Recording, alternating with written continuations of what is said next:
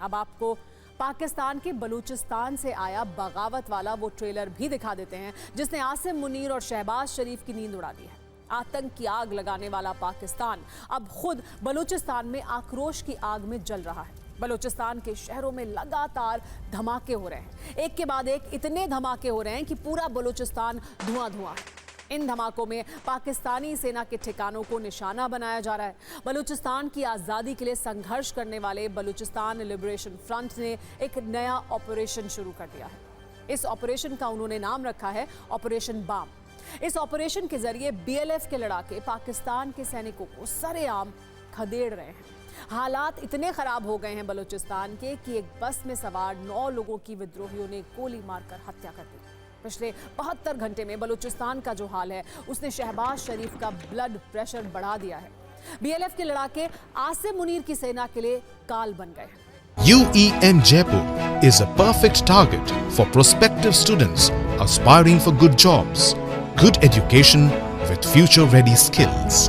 Balochistan liberation front ने operation balm के तहत 17 जगह पर हमले किए हैं।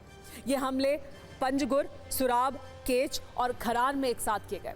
इन हमलों में बलोच लड़ाकों ने पाकिस्तान की आर्मी के कई सैन्य ठिकानों को निशाना बनाया। इसके अलावा सरकारी इमारतों पर हमला किया गया। बलूचिस्तान की कई सरकारी इमारतों पर बीएलएफ के लड़ाकों ने कब्जा भी कर लिया। इन हमलों में पाकिस्तानी सेना को भारी नुकसान होने की खबर है। दावा यह किया जा रहा है कि कई पाकिस्तानी सैनिक भी इसमें मारे गए हैं। हालांकि पाकिस्तानी सरकार या सेना ने अभी तक इसकी कोई पुष्टि नहीं की है। बीएलएफ के प्रवक्ता मेजर ग्वाराम बलोच ने इस ऑपरेशन को बलूचिस्तान की आज़ादी की एक नई सुबह बताया है। दावा उन्होंने ये किया है कि हमने पाकिस्तान की सेना को बहुत बड़ा नुकसान पहुंचाया है। इन धमाकों के अलावा बलूचिस्तान में एक बस पर बहुत बड़ा अटैक किया गया। यह हमला झोब इलाके में हुआ, जहां क्वेटा जा रही एक बस से हमलावरों ने 9 लोगों को अगवा कर लिया।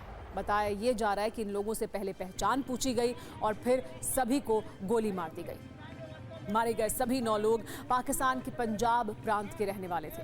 इस बस अटैक की जिम्मेदारी अभी तक किसी संगठन ने नहीं ली है। हालांकि इससे पहले भी बलोच संगठनों ने इस तरह के अटैक किए हैं।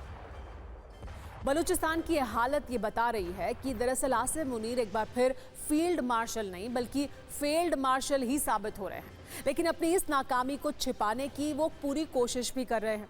खबर यह है कि पूरे बलूचिस्तान में इंटरनेट सेवा को बंद कर दिया गया है। लगातार हो रहे हमलों पर पाकिस्तान की सेना ने चुप्पी साध ली है। ISPR की तरफ से कोई बयान ही नहीं दिया जा रहा है। बलूचिस्तान में हुई किसी भी घटना की रिपोर्टिंग पर सेना ने पूरी तरह से रोक लगा दी है। लगातार बलूचिस्तान का सच दबाने की कोशिश की जा रही है।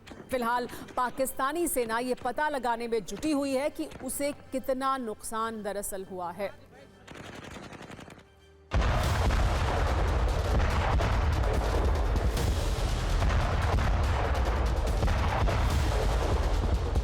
आपको बता दें कि साल की शुरुआत से लेकर अब तक बलूचिस्तान में पाकिस्तान की सेना पर लगातार हमले किए जा रहे हैं। पिछले कुछ महीनों में बलूचिस्तान में 5 बड़े हमले हुए, जिसमें ट्रेन हाईजैक वाला अटैक शामिल था, जिसमें कई पाकिस्तानी सैनिकों की बीएलए के लड़ाकों ने हत्या कर दी थी। बलूचिस्तान के विद्रोही संगठनों का दावा यह है कि 2025 की शुरुआत से अब तक बलूचिस्तान में अब तक 300 से ज्यादा हमले किए गए हैं, जिनमें करीब 700 पाकिस्तानी सैनिकों की मौत का दावा किया जा रहा है। ये आंकड़े ये बता रहे हैं कि अब पाकिस्तान के लिए बलूचिस्तान को कंट्रोल कर पाना बहुत ही मुश्किल है।